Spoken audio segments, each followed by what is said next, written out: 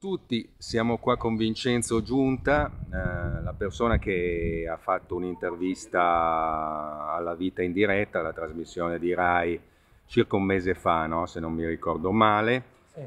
E adesso brevemente lui ci racconta in 3 minuti la sua storia. Sentiamo Vincenzo, cosa ti è successo? Niente, io praticamente 9 mesi fa mi è stato diagnosticato un tumore, anche se in forma benigna, però ho dovuto subire 3 interventi al cervello e poi fortunatamente le cose si stanno mettendo sempre meglio, anche se quando sono tornato a casa dopo il terzo intervento mi sono ritrovato il licenziamento della mia azienda per la quale lavoravo.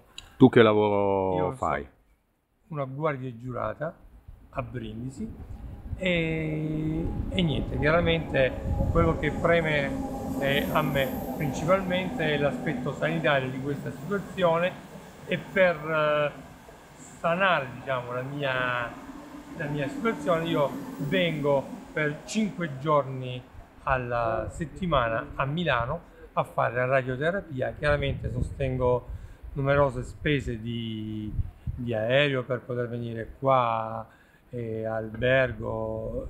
Ma cosa è No, successo dopo la tua seconda operazione? Quando sei tornato a casa a Brindisi? dopo la terza operazione ho trovato la lettera di licenziamento dell'azienda in cui mi diceva che io avevo superato il periodo di comporto. Loro avevano fatto un errore, una serie di errori nei conteggi, perché non hanno contabilizzato che l'anno solare finiva il 31/12 e non hanno contabilizzato che ogni intervento chirurgico sospendeva questo periodo di comporto e quindi poi mi hanno revocato il licenziamento. Però Questo te l'ha revocato, ricordiamolo, solo dopo la tua intervista che dopo hai fatto in Rai. io ho fatto la prima intervista in un emittente locale che è stata visualizzata da 27.000 persone.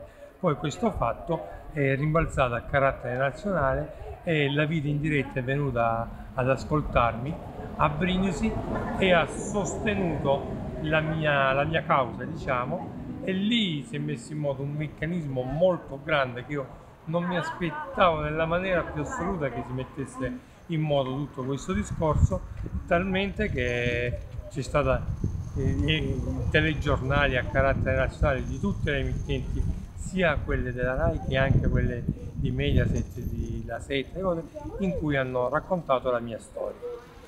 Ok, adesso com'è la situazione in questo momento? Cioè tu hai avuto un reintegro? Io ho avuto un reintegro, la società ha cambiato ragione sociale.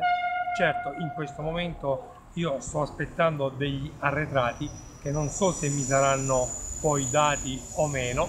Io sto aspettando e comunque di questo discorso poi se ne occuperà il mio legale, chiaramente, perché io metterò anche il legale per recuperare ciò che è mio. Io non voglio niente di più che non mi spetti, quindi Sì. questa è la situazione. Sì. A me Beh, quello che prema adesso è risolvere l'aspetto sanitario di questo discorso. e risolvere la tua situazione. Essenzialmente, diciamo a tutti quelli che ci seguono, se vogliamo dare una mano a Vincenzo, poi sotto questo video troverete le informazioni del suo conto corrente, del suo IBAN intestato a lui. Se vogliamo dare una mano a Vincenzo per sopportare le spese delle sue cure e delle sue continue trasferte a Milano, troverete tutte le informazioni a margine di questo video e vi ringraziamo per questo, per quello che Grazie. potrete fare. Grazie Grazie a a te tutti. Vincenzo per la tua storia.